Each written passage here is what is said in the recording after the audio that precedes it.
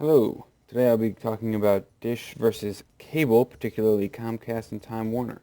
Talk about the difference between satellite and cable, why Time Warner and Comcast, talk about their hardware they offer, some services, and then the price. To be clear, cable companies use cables and satellite companies use satellites. The cables have the downside of having to be on land and be a physical place, so there are fees and taxes to pay for use of the local land. Satellite companies have the issue of they require line of sight to the satellite in the sky, so if there is something in the way of that and you can't get a good line of sight, then they can't be at your house.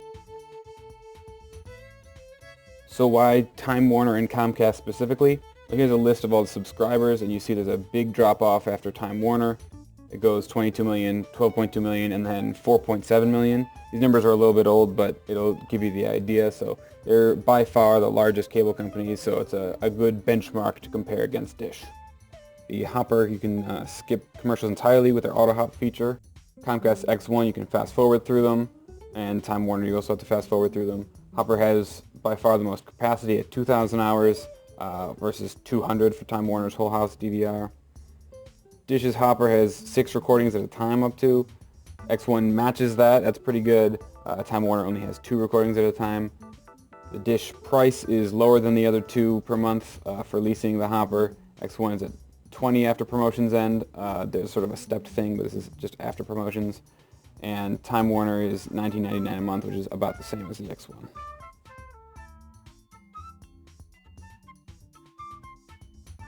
Services. According to this J.D. Power study, Dish has the highest customer satisfaction of these three. Comcast has the next highest, and Time Warner is at the bottom. Dish has free install in up to 6 rooms. Comcast, it's not free. The installation fee varies by service provider. Time Warner has free install in up to 4 rooms.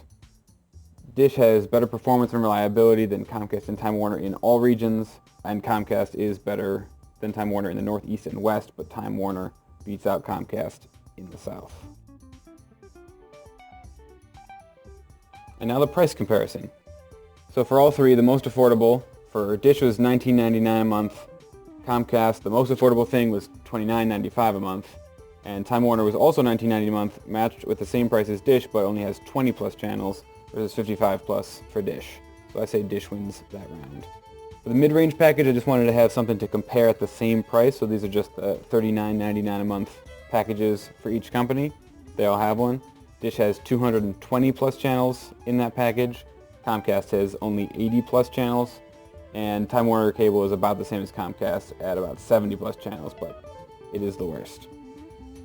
For their high-end packages, this is the highest for Comcast and Time Warner. There's one higher for Dish, but that has 300 something channels, and I thought it didn't really compare well. So Dish's high-end package is $44.99 a month for 260 plus channels.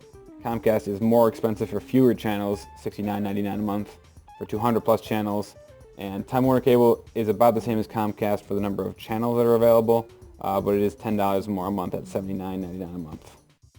So you've heard more details, and now we're down to our final recommendation. And I don't think this will be much of a surprise to anybody, but the final recommendation is Dish. Dish over cable, and particularly Time Warner Cable and Comcast. Thanks for listening.